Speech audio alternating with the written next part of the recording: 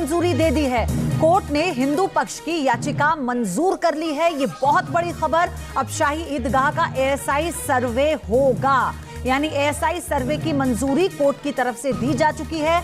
Commission सर्वे की मंजूरी दी जा चुकी है। अब एएसआई सर्वे शाही ईदगाह का होगा।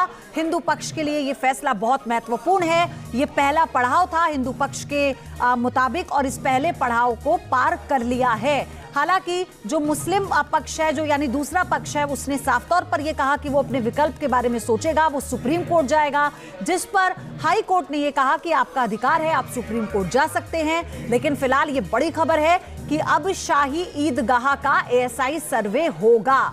ये बड़ी खबर, इस वक्त बड़ी जानकारी। एक तरफ ज्ञानवापी में सर्वे चल रहा है, एएसआई सर्वे, साथ ही तमाम जो याचिका हैं उन पर सुनवाई चल रही है, और उसके साथ ही ये एक और हिंदू पक्ष के लिए बड़ा फैसला है, क्योंकि हिंदू पक्ष की याचिका पर इलाहाबाद हाई कोर्ट ने सुनवाई करते हुए शाही ईदगाह के एएसआई सर्वे की मंजूरी दे दी है। अब इसमें कई सवाल भी हैं कि ये सर्वे आखिर किया कैसे जाएगा, तो इस पर भी आगे जानकारी आपको देंगे। इसी बीच एक और बड़ी खबर है। वीएचपी नेता आलोक कुमार का बड़ा बयान आया। हाईकोर्ट के फैसले का स्वागत आलोक कुमार ने किया है। न्याय के लिए सच मालूम होना बहुत जरूरी है, यह आलोक कुमार का कहना है।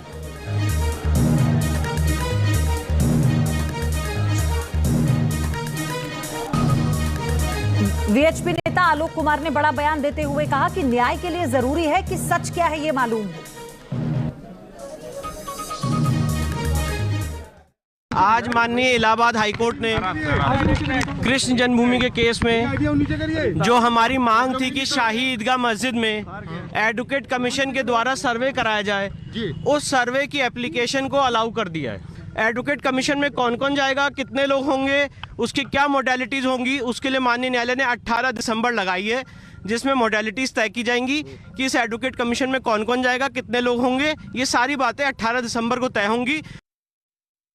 कि इस सर्वे से यह साबित होना संभव होगा कि यह ईदगाह एक मंदिर के ध्वंसावशेषों पर बनाई गई है, और इस स्थान का मूल चरित्र अभी भी मंदिर का ही है। हम सुप्रीम कोर्ट के निर्णय का स्वागत करते हैं, हाई कोर्ट के निर्णय का स्वागत।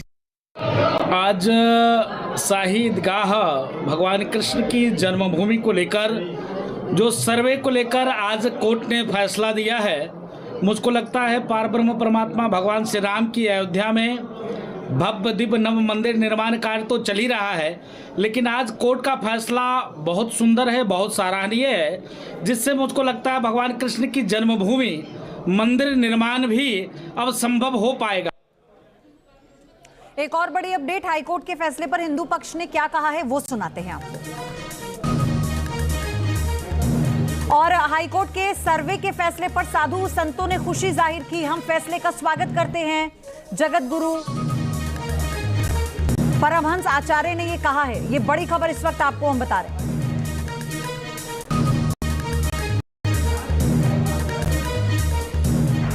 आज सनातनियों की सबसे बड़ी जीत हुई है। मथुरा कृष्ण जन्मभूमि पर उच्च न्यायालय का फैसला आया है कि वहां पर एएसआई सर्वेक्षण होगा, और जहां एएसआई सर्वेक्षण होगा तो दूध का दूध पानी का पानी, सच्चाई सामने आ जाएगी और हमेशा के लिए विवाद मिट जाएगा। कारण भगवान कृष्ण के जन्मस्थली जो वहाँ पर बना हुआ मजार उनकी जन्मभूमि पर भगवान के, उसका भी सर्वे की कोर्ट ने आदेश दे दिया है, और सर्वे से सब कुछ स्पष्ट हो जाएगा कि ये मजार है कि मंदिर है, और उसी के आधार पर कोर्ट को सुविधा होगी कि वो आदेश दे। उस पर क्या कहेंगे? ये बहुत ही अच्छा मैसेज है, एक अच्छी खुशी की बात है कि लंबे समय से जो डिमांड चल रही थी कि भाई इसकी जांच की जाए, और हमारे पास में इस प्रकार के तथ्यात्मक प्रमाण हैं, उसके लिए सर्वे की रिपोर्ट के सर्वे के आदेश हो गए हैं। इलाहाबाद हाई कोर्ट ने आदेश किए हैं कि सर्वे किया जाए, और सर्वे में दोनों पक्ष अपनी बात रखेंगे, उसका अनुसंधान होगा। अनुसंधान के आधार के ऊपर कोर्ट में जाएगा तो कोर्ट जल्दी फैसला उसके ऊपर। तो आपने देखा किस तरह से साधु संतों में खुशी है। उन्होंने साफ तौर पर कहा कि जो कोर्ट का फैसला है वो सराहनीय है और ये बहुत जरूरी है कि जो भी सच है, जो इतिहास के पन्नों में छिप चुका है, दब चुका है, दफन हो चुका है, वो अब सबके सामने आना चाहिए। और यही कारण है कि हिंदू पक्ष ने कहा है कि ये तो शुरुआती जीत है, ये पहला पड़ाव था जो पार कर लिया गया है। 18 तारीख कोर्ट ने दी है जिसमें यह बताया जाएगा कि कमीशन में कितने सदस्य होंगे और इसका सर्वे किस तरह से किया जाएगा। क्या इसका सर्वे ज्ञानवापी की तर्ज पर ही किया जाएगा? ये सारे सवाल हैं, इनका जवाब आप तक हम पहुंचाएंगे। लेकिन कथावाचक देवकी नंदन ठाकुर जी इस वक्त हमारे साथ जुड़ चुके हैं। बहुत स्वागत है आपका देवकी नंदन जी। बहुत बहुत धन्यवाद आपका। सबसे पहले तो मैं आपका इस पर पहला रिएक्शन चाहती हूं, क्योंकि हिंदू पक्ष ने यह कहा कि ये पहला पड़ाव था जो पार हो चुका है। आप क्या कहेंगे? ऑब्वियसली ये सनातनियों के लिए एक और उस विजय की ओर कदम बढ़ाना है जिस विजय की प्रतीक्षा हम लोग लगभग 350-400 वर्षों से कर रहे हैं। हम लोग अपने धर्म की रक्षा के लिए इन लोग बड़े दुख की बात है कि हम लोग कोर्ट का रास्ता अपना रहे हैं, है ना। जो लोग जिस देश में हम लोग गंगा जमुना तहजीब की बातें करते हैं, वहां उसी देश में हम लोगों को अपने गोविंद के सम्मान के लिए, अपने सनातन के सम्मान के लिए, अपनी भावनाओं की रिस्पेक्ट के लिए हमें कोर्ट का रास्ता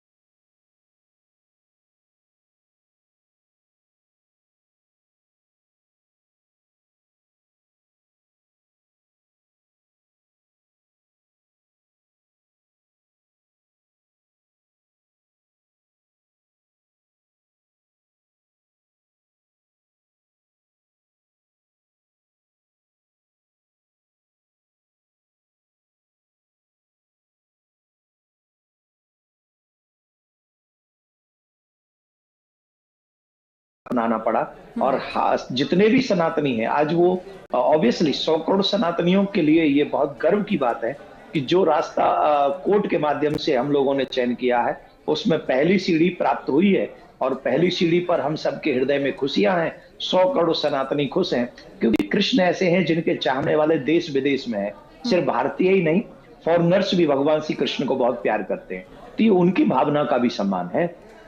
तो ये तो बहुत अच्छी बात है जी। आप हमेशा ये कहते रहे हैं, इस मुद्दे पर जब आपसे पहले भी चर्चा हुई तो आपने कहा कि कुछ ऐसे हमारे साक्ष्य हैं जो वहां पर दफन है, कुछ ऐसा सत्य है जो सबके सामने आना चाहिए। क्या लगता है आपको कि सर्वे से क्या हासिल होगा? अयोध्या में क्या हासिल हुआ, काशी में क्या हासिल हुआ? अभी रिसेंटली मेरे और आपके साथ में हमने और आपने अभी कुछ ही महीने पहले काशी का फैक्ट देखा है। जब काशी में जांच हुई और सब लोग गए और वहां पे जाके सबने सर्च किया तो वो तथ्य मिले कि नहीं। सनातनियों को प्रसन्न होने, जो सनातनी बार बार कई सालों से कहते चले आ रहे हैं कि ये काशी विश्वनाथ की है, वो सत्य हुआ कि नहीं? वो झूठ तो नहीं था ना, वो असत्य तो नहीं था ना, मतलब कहने में दम था ना। तो वही सत्य, वही सब कुछ, मैं आज पूर्ण कॉन्फिडेंस के साथ ये कह सकता हूं कि वही सारा सत्य हमें भगवान श्री कृष्ण की जन्मभूमि में उस ईदगाह में देखने को मिलेगा। मुझे तो ये भी बताया गया है कि उनको मिटाने का भी प्रयास लोग कर रहे हैं, पर वो मिटा भी नहीं सकते, इतने तथ्य मौजूद हैं। तो हम लोगों को ये पहला चरण है और मुस्कुराने की बारी बहुत नजदीक है और हम सब मुस्कुरा सकेंगे फिर से।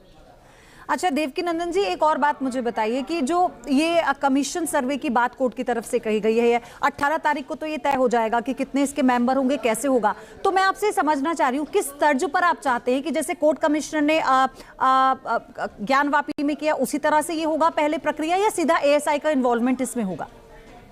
नहीं, हम तो चाहते जिसमें कोर्ट सुविधाजनक अपनी स्थिति को समझे। कोर्ट को जिसमें ये लगे कि किसी भी भावना को, किसी की भावना को हम हर्ट नहीं कर रहे हैं, जिसमें उन्हें सहूलियत मिले वो होना चाहिए।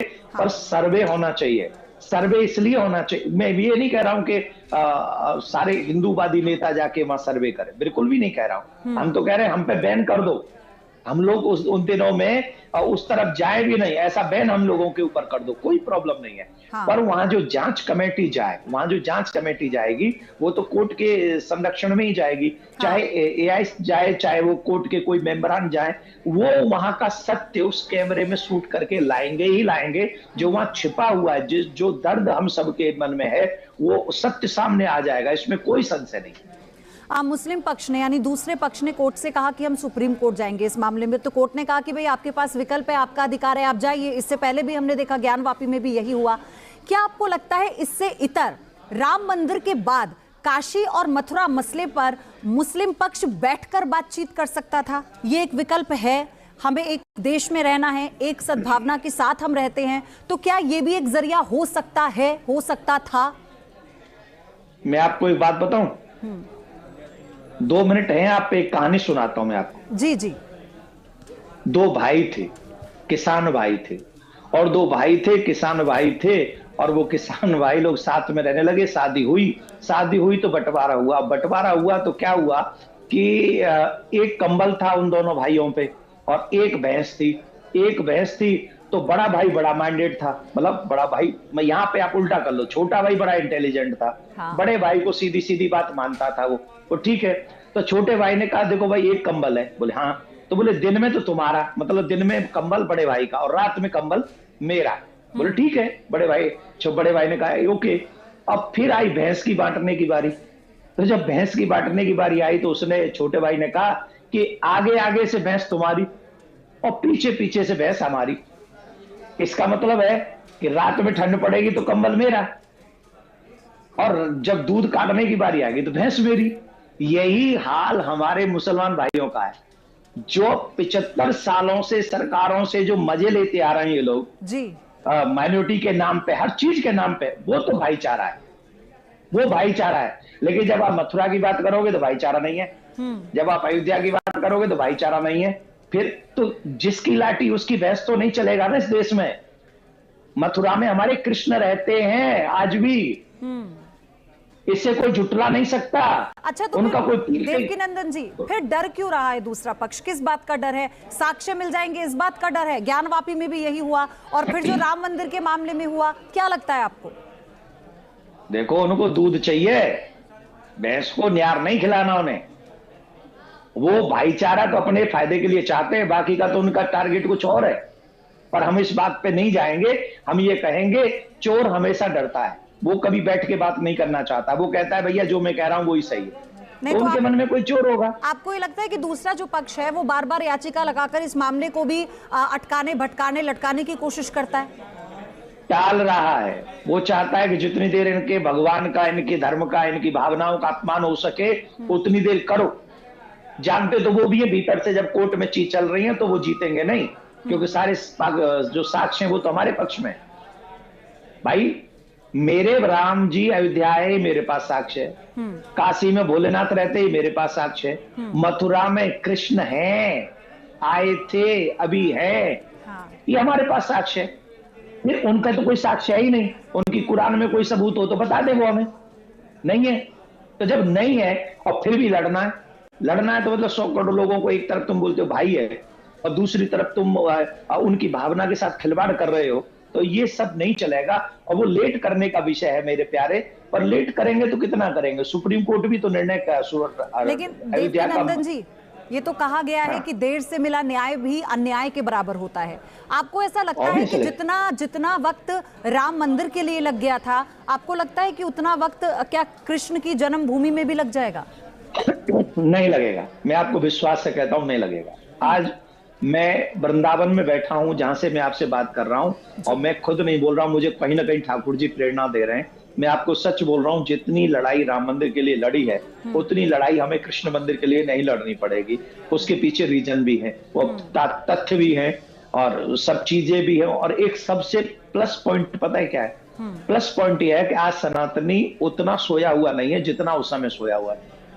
आज जो सच्चे सनातनी है वो जागे हुए, अपने हक की लड़ाई के लिए वो तैयार हैं, भगवान श्री कृष्ण के सम्मान के लिए वो तैयार हैं, अपने इष्ट का, अपने आराध्य का वो अपमान नहीं होने देंगे, इसके लिए वो रेडी हैं। जो सच्चे सनातनी है वो नहीं, तैयार। मैं आपसे ये भी समझना चाहती हूँ देवकीनंदन जी, हमारे दर्शक जो हैं वो भी ये जानना चाहते होंगे कि ज्ञानवापी में जो याचिका लगाने का सिलसिला शुरू हुआ, उसके बाद जो दूसरे पक्ष ने याचिका लगाई, उसके बाद इसमें हिंदू पक्ष ने क्या सीखा? यहाँ पर वो कौन सी बातें हैं जिनका ध्यान रखा जाएगा और ये इसमें डिले नहीं होगा? बार बार एक याचिका आ रही थी, इसलिए जो फैसला था उसमें डिले हो रहा था, सर्वे के फैसले में ही। तो यहाँ पर क्या सीखा हिंदू पक्ष ने जिससे हमें लगता है कि जल्द से जल्द इस मामले को आगे बढ़ाया जाएगा? आप पे एक बात बताइए, अभी जो जांच के ऑर्डर आए हाई कोर्ट के, इतनी जल्दी किसी पे भी नहीं आए थे जितनी जल्दी अभी हाई कोर्ट से आ गए। हाँ। और इसके आगे अगर ये सुप्रीम कोर्ट जाएंगे तो सुप्रीम कोर्ट से भी हम लोग तो एक ही बात कह रहे हैं, आप पूरी न्याय प्रणाली कंप्लीट करिए पर डे बाय डे इसकी सुनवाई करिए। हम तो एक ही बात चाहते हैं, इसको डिले मत करिए, डे बाय डे इसकी सुनवाई करिए। अगर हम गलत तथ्य पेश कर रहे हैं तो हमें कहिए ना आप गलत हो, अगर वो गलत तथ्य पेश कर रहे हैं तो वो गलत, लेकिन उसे ज्यादा लंबा मत खींचिए। वो आप वाली बात जो आपने अभी अभी कही थोड़ी देर पहले, देर से मिला हुआ न्याय भी अन्याय है और वो अन्याय हम नहीं चाहते। दूसरा पक्ष सुप्रीम कोर्ट जाता है और इस प्रक्रिया में और डिले हो जाता है तो फिर वही होगा जैसे ज्ञानवापी में हुआ।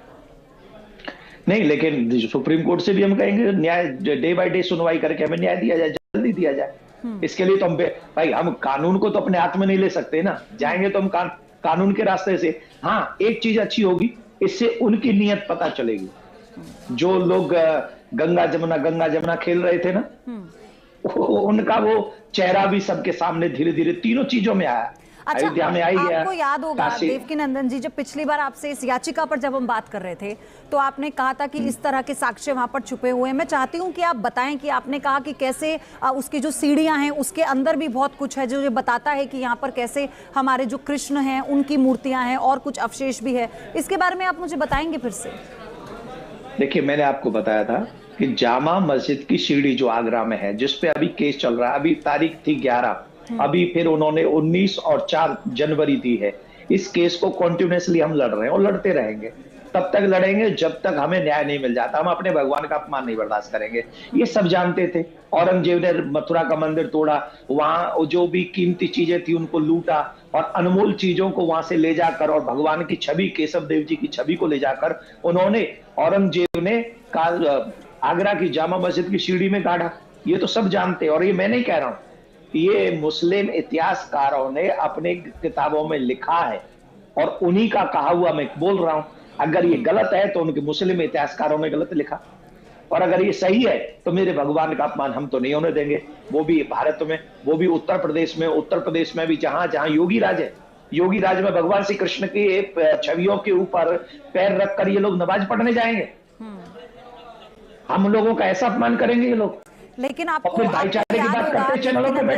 याद होगा कि राम मंदिर के बाद मुस्लिम पक्ष ने यह भी कहा कि चलिए एक चीज से तो हमने संतोष कर लिया, लेकिन आगे ऐसा नहीं होगा। क्या नहीं होगा? हम और किसी चीज में अब कॉम्प्रोमाइज नहीं करेंगे। उसमें भी कहां कॉम्प्रोमाइज किया? उन्होंने गिफ्ट दिया है क्या? कौन होते वो कॉम्प्रोमाइज करने वाले? वो कौन है? कोर्ट के माध्यम से वो चीजें मिली है ना, उन्होंने कोई दान थोड़ी दिया है। उन्होंने हमें कोई दान थोड़ी दिया है, सहयोग थोड़ी किया है। काय बात का वो कंप्रोमाइज करेंगे? लड़ेंगे क्या? वो मार डालेंगे क्या हम लोगों को? ठीक, कोर्ट भी अगर ऑर्डर देगा तो वो मार देंगे क्या हम सबको? या भारत में हमको